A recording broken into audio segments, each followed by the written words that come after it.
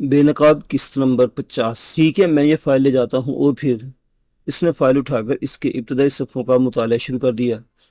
अभी ये फाइल वज़ीर-ए-आज़म के पास जाएगी और फिर वो आपको बाकायदा तलब करके इस पर आपकी राय मालूम करेंगे। मैंने इसके झूठ की मजीद कली खोलते हुए कहा था, मगर वो एक ऐसा शख्स था जिससे इस बात की कोई फिक्र नहीं थी कि कौन इसके बारे में क्या कह रहा है। इसका पूरा कारोबार झूठ पर चलता था, इसलिए एक झूठ के बाद दूसरा झूठ बोलते हुए इसे किसी किस्म की कोई शर्म महसूस नहीं होती थी। कपड़े के किसी आम से दुकानदार की तरह जो अपने ग्राहक के सामने एक के बाद एक थान इस उम्मीद पर खोलता चला जाता है कि कोई कपड़ा तो इसे पसंद आएगा।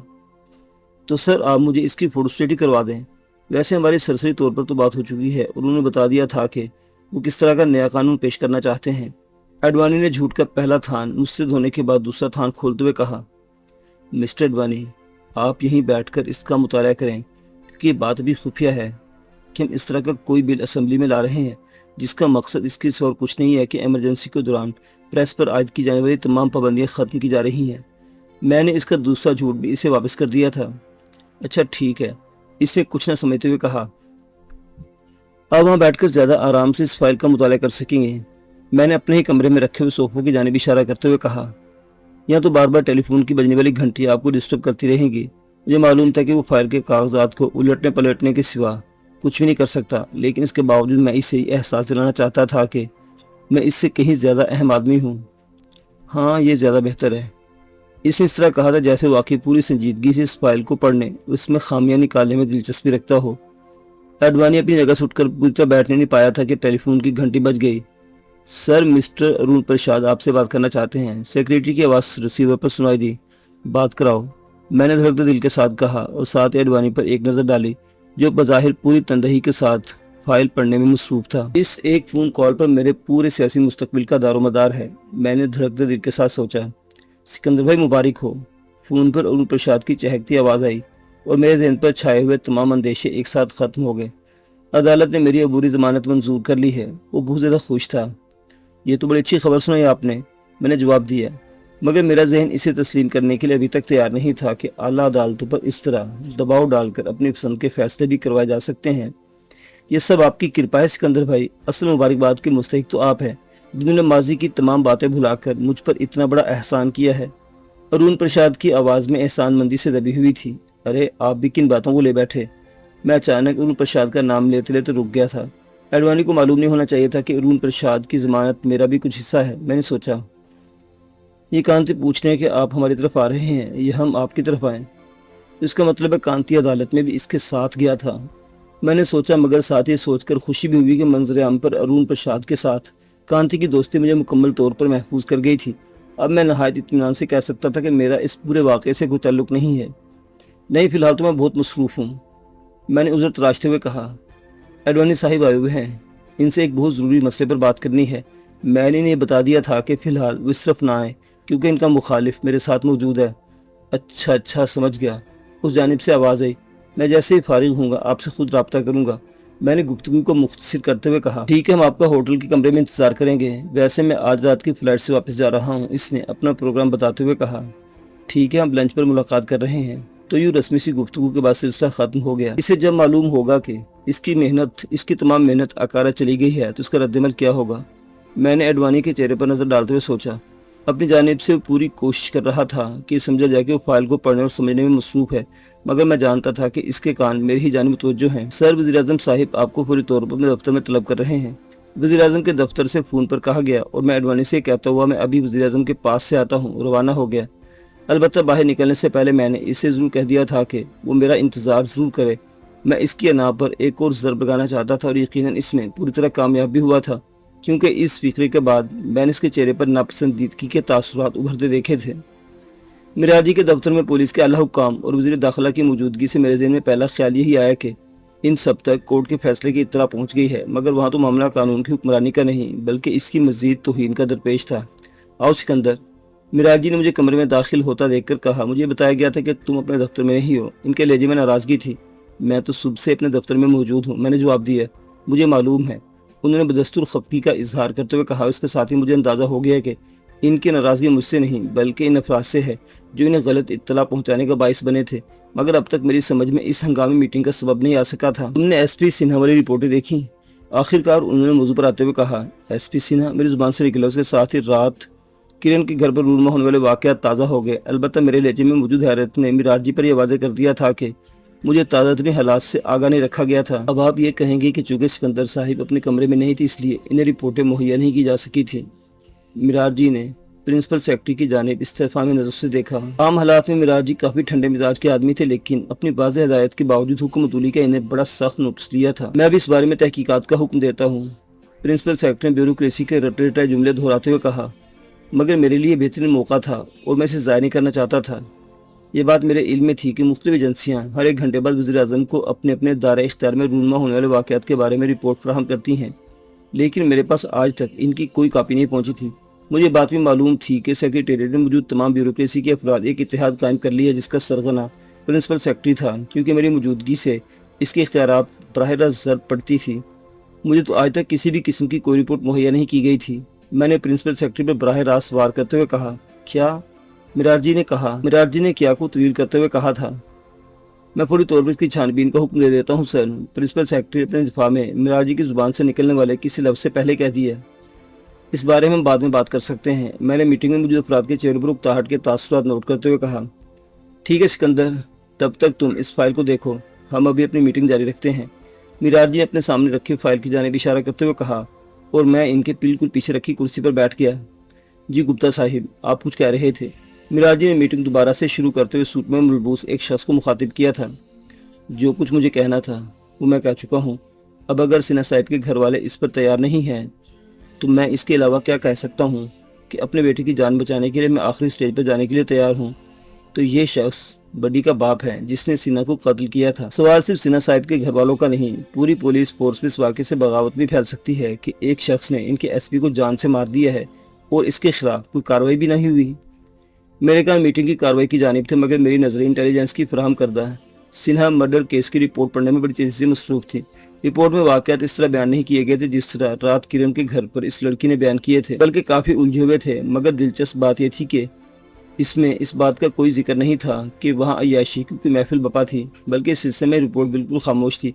सिर्फ इस बात का जिक्र था कि एक निजी महफिल थी जिसमें वज़ीर दाखिला को भी आना था और किसी मसरूफियत के बायस इनकी आमद में देर हो गई। मगर इससे पहले हादसा रूनमा हो गया। किरण के यहाँ वो लड़की जिस वक्त मेरे पास मेरी मौजूदगी में पहुंची थी वो वक्त रात के खाने का किसी तौर नहीं हो सकता था। इसका मतलब यह था कि वज़ीर मौसूफ भी इस वक्त पार्टी में मौजूद होंगे जब यह वाक़या हुआ। मैं रिपोर्ट पढ़ने के साथ साथ अपने अंदाज़े लगाने में मसरूफ था। बहुत मुमकिन है इंटेलिजेंस इन्हीं की ईमा पर मौसूफ का नाम भी गायब किया हो और ये बात भी छुपा दी हो कि पार्टी में इस वक्त क्या कुछ हो रहा है। अपने तौर पर मैं मामलात को किस हद तक समझ चुका था, मगर अभी मेरे बोलने का वक्त नहीं आया था, इसलिए खामोश था। उसके अंदर क्या कहते हो? मुझे रिपोर्ट से फारिग होता देख कर मिराज जी ने मुझसे सवाल किया।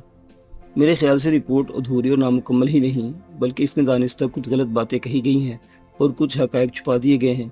मैंने अपने अंदाज़ों की तरकश से पहला तीर निकालते हुए कहा, मसलन इनमें कौन सी बात गलत है? मिराज जी ने किसी और के कहने से पहले कहा था।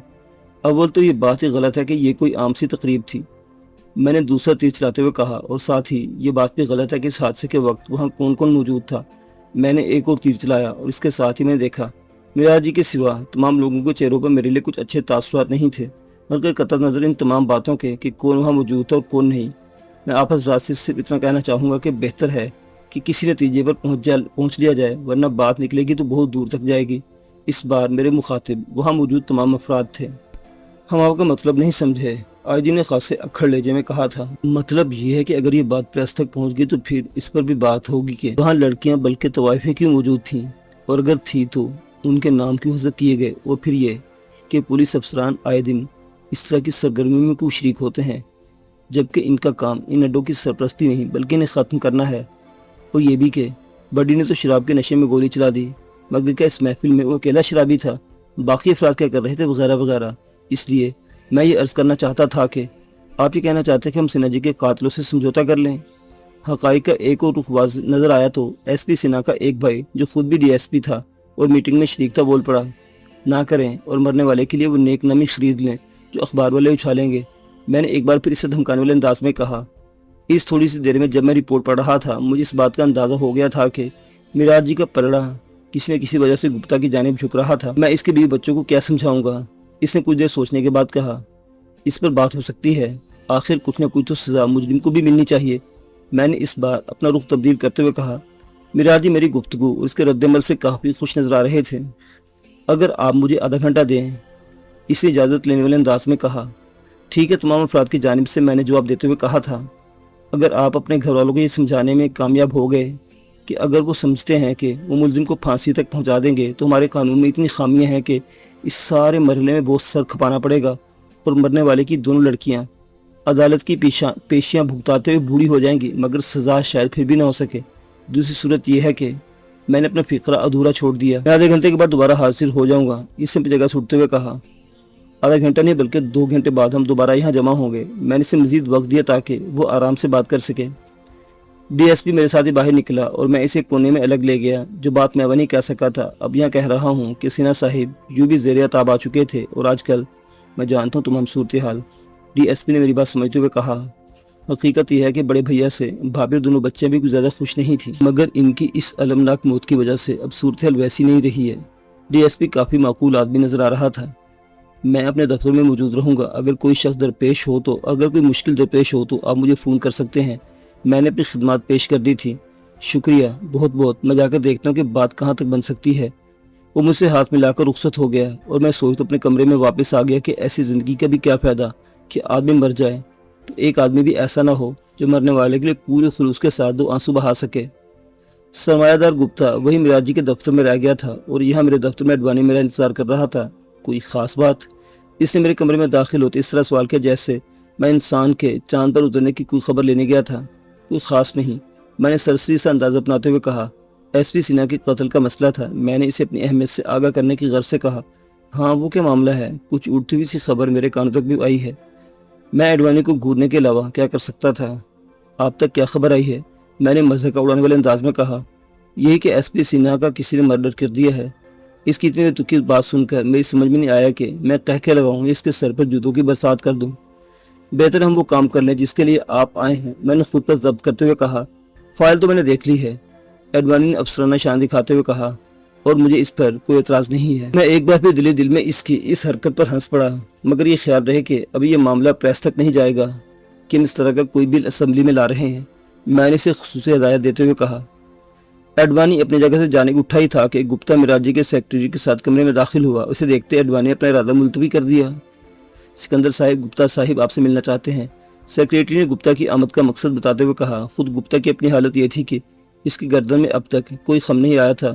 وہ اسی طرح اکڑ کر کھڑا ہوا تھا جیسے وہ قاتل کا باپ نہ ہو بلکہ اس کے بیٹے نے اولمپک میں گولڈ میڈل جیتا ہو۔ آئیے گپتا صاحب تشریف لائیے۔ میرے کچھ کہنے سے قبل ایڈوانی نے اس کا سواگت کیا جیسے مجھ سے نہیں بلکہ اس سے ملنے آیا ہو۔ کیسے ہو ایڈوانی؟ گپتا نے اپنی اسی اکڑی ہوئی گردن کے ساتھ کہا تھا۔ کرپا ہے آپ کی، ایڈوانی بھج جانے والے انداز میں بول رہا تھا۔ ایڈوانی نے اس وقت تک بیٹھنے کی بھی زحمت نہیں کی جب تک گپتا بیٹھ نہیں گیا۔ سرمایہ کا جادو پوری طرح اپنا اثر دکھا رہا تھا۔ آپ چائے پیئیں گے یا کافی؟ میں نے آداب میزبانی کا لحاظ کرتے پوچھ لیا، ورنہ اس مغرور آدمی کے لیے میرے دل میں کوئی گنجائش پیدا نہیں ہو سکی تھی۔ جس چیز کی اس وقت مجھے خواہش ہو رہی ہے، سنا آپ اس سے پرہیز کرتے ہیں؟ گپتا کے چہرے پر پہلی بار مسکراہٹ آئی تھی۔ جی ہاں، میرا اس سے پرہیز ہے۔ میں بھی اس کی مسکراہٹ کا جواب اپنے چہرے پر مصری مسکراہٹ سجا کر دیا تھا۔ چلے تو کافی پر ہی گزارا کر لیں گے، اس نے میری آفر قبول کرتے ہوئے کہا۔ جتنی دیر میں سیکرٹری سے اس سے کافی کے لیے کہا، ایڈوانی بدستور گپتا سے خوش آمدید گفتگو میں مشغول رہا۔ کیا خیال ہے سکندر، سنہا کے گھر والے مان جائیں گے؟ مجھے اپنے سامنے بیٹھتے دیکھ کر گپتا نے براہ راست سوال کیا اور ایڈوانی حوالکوں کی طرح سے ہم دونوں کو چہرے دیکھنے لگا۔ میں اس حصے میں کیا کہہ سکتا ہوں؟ میں نے ایک طرح سے اس کے سوال سے دامن بچایا تھا۔ مجھے اس کا اس طرح سے مخاطب کرنا کچھ زیادہ اچھا محسوس نہیں ہوا تھا۔ میرا مطلب ہے تمہارا اندازہ کیا ہے؟ اس نے دوسری طرح سے اپنا سوال دہراتے ہوئے کہا۔ مان بھی سکتے ہو نہیں بھی، میں نے ایک بار پھر دامن بچا گیا تھا۔ اس بات کا انحصار اس وقت اس بات پر ہے کہ وہ حالات کو کس طرح سمجھتے اور پرکھتے ہیں۔ میں نے کس حد تک اپنی بات کی وضاحت بھی کر دی تھی۔ تمہیں بات کہاں سے معلوم ہوئی کہ وہاں لڑکیاں بھی موجود تھیں اور میری کہی ہوئی بات شاید گپتا کے لیے بھی اطلاع ہی تھی اور وہ مجھ سے میری کہی ہوئی بات کو کنفرم کرنا چاہ رہا تھا۔ اس بات کو چھوڑے گپتا صاحب کہ کیا ہوا، اب یہ دیکھیں کہ کیا ہو سکتا ہے۔ میں نے اسے موضوع سے ہٹاتے ہوئے کہا۔ گپتا کچھ دیر میری بات پر غور کرتا رہا اور پھر بولا، شاید تم ٹھیک ہی کہہ رہے ہو۔ ہم دونوں کے خاموش ہونے پر ایڈوانی سے ضبط نہ ہو سکا۔ خیریت تو ہے نا گپتا صاحب؟ اور میں دل چاہا کہ اسے پوچھوں کہ ابھی کچھ دیر پہلے تو وہ بڑے دعوے سے کہہ رہا تھا کہ اسے بھی اس سلسلے میں کچھ معلومات ہوئی ہیں۔ ہاں، خیریت ہی ہے، گپتا نے بڑے بجھے ہوئے لہجے میں کہا۔ اس کی آواز میں پہلے جیسا دمخم نہیں تھا۔ مجھے کچھ ایسے محسوس ہوا کہ بظاہر تو وہ خود کو بہت مطمئن پوز کر رہا ہے، مگر حقیقتاً ایسا نہیں ہے۔ یہ سنہا وہی جس کا کل مرڈر ہوا ہے؟ ایڈوانی سوال کرتے ہوئے بھول گیا کہ تھوڑی دیر پہلے وہ کیا کہہ چکا ہے۔ میں نے صرف گردن ہلا کر جواب دے دیا تھا، مگر خوش آمدید ایڈوانی کو اتنا ہی کافی تھا۔ مگر گپتا صاحب کا اس مرڈر سے کیا تعلق؟ اس نے ایک بار پھر خوش آمد کی، انتہا پر پہنچتے ہوئے کہا، میرے بیٹے بڈی کو اس میں ملوث کیا گیا ہے۔ اس بار گپتا نے زبان کھولی۔ ملوث نہیں کیا گیا گپتا صاحب، اس نے مرڈر کیا ہے۔ میں نے اس کے لفظ ملوث کرنے پر اعتراض کرتے ہوئے کہا، نہیں سکندر بھائی، کوئی غلط فہمی ہو گئی ہوگی۔ اس بار ایڈوانی نے حد ہی کر دی۔ بڈی ایسا بچہ نہیں ہے، میں اسے اچھی طرح جانتا ہوں، وہ ہماری ہی پارٹی کا۔ اب تو یہ بھی پتہ چل گیا کہ اسے بگاڑنے میں کس کا ہاتھ ہے۔ ایڈوانی کو گھسیٹنے کا اتنا اچھا موقع میں کس طرح ضائع کر سکتا تھا؟ آپ ٹھیک کہہ رہے ہیں۔ ایڈوانی کے کچھ کہنے سے پہلے گپتا بول پڑا، بڈی میرا سب سے ہونہار بیٹا تھا۔ اس کی آواز میں ایک کرب تھا۔ اسکول سے کالج تک وہ تعلیم اور کھیل دونوں میں نمایاں پوزیشن لیتا رہا تھا، پھر نہ جانے کیسے ان کے چکر میں آ گیا، اور پھر آہستہ آہستہ اس کا ہر ریکارڈ خراب ہوتا چلا گیا، اور آخر یہ دن آ گیا کہ گپتا کا ذہن سب کچھ جاننے کے باوجود بیٹے کو قاتل تسلیم کرنے کے لیے تیار نہیں تھا۔ گپتا کی جانب سے اتنی کھل کر تنقید کرنے پر ایڈوانی خاموش ہو گیا تھا، ورنہ شاید ابھی وہ کچھ اور بھی کہتا۔ آپ کے اور کتنے بچے ہیں؟ میں نے ایک باپ کے دکھ کو محسوس کرتے ہوئے اسے اس تکلیف دہ موضوع سے ہٹانے کی کوشش کی تھی۔ 3 بیٹے اور 2 بیٹیاں اور ہیں، گپتا نے جواب دیا۔ چلے کوئی تو بہتری کی صورت ہی نکل آئے گی، میں نے اسے دلاسا دیتے ہوئے کہا۔ آپ نے ٹھیک ہی کہا تھا کہ اگر یہ بات پریس تک آ گئی تو سب کچھ تباہ ہو جائے گا۔ گپتا کو میری بات یاد رہ گئی تھی۔ اس جانب سے تو آپ بے فکر ہو جائیں، ایڈوانی نے جانے کس زوم میں آ کر یہ کہہ دیا۔ اس لیے کہ تم انفارمیشن کے وزیر ہو، گپتا برداشت نہیں کر سکا تھا۔ اندرا جیسی وزیر اعظم اور سنجے جیسا ظالم قوانین کو اپنے حق میں کرنے کے باوجود کچھ نہیں کر سکے تھے، تو تم کیا کر لو گے؟ گپتا نے طنز کرتے ہوئے کہا، بہتر ایڈوانی تم خاموشی رہو، بلکہ اگر کوئی کام نہیں تو ہمیں اکیلا چھوڑ دو۔ مجھے سکندر صاحب سے کچھ مزید باتیں بھی کرنی ہے، اور تم یہاں موجود رہے تو کوئی بات نہیں ہو سکے گی۔ گپتا براہ راست اس کی توہین کر رہا تھا، مگر ایڈوانی کے ماتھے پر ایک شکن بھی نہیں آئی۔ آپ اس وقت پریشان ہیں، اس نے اپنی جگہ سے اٹھتے ہوئے کہا، مگر میں دیکھتا ہوں کہ کیا کر سکتا ہوں۔ پلیز ایڈوانی تم کچھ مت کرنا۔ اس بار میں بولے بغیر نہ رہ سکا۔ ایڈوانی گپتا سے تو کچھ نہ کہہ سکا، مگر مجھے گھور کر رہ گیا۔ تم اخبار والوں کو نہیں جانتے ہو، انہیں ایک سرا مل جائے تو باقی کی کہانی خود بھی تراش لیتے ہیں۔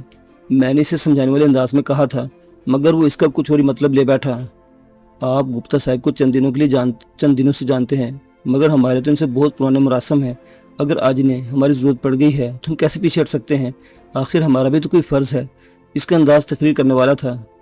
آپ پلیز بیٹھ جائیں، میں نے اسے بیٹھنے کا اشارہ کرتے ہوئے کہا، اور وہ فوراً بیٹھ گیا۔ ایڈوانی کی اس بے موقع تقریر سے اتنی بات تو میری سمجھ میں آ گئی کہ گپتا ماضی میں ان کی پارٹی کا فلانسر رہا ہوگا، اور شاید میراث جی سے اس کے مراسم بھی اس طرح کے ہوں گے۔ تبھی تو وہ بھی گپتا کو ضرورت سے زیادہ لفٹ دینے پر مجبور تھے، اور اس خطرے کے پیش نظر کے کہیں کارکردگی دکھلانے کے شوق میں ایڈوانی کی کارروائی نہ کر بیٹھے، میں نے اسے روک لیا تھا۔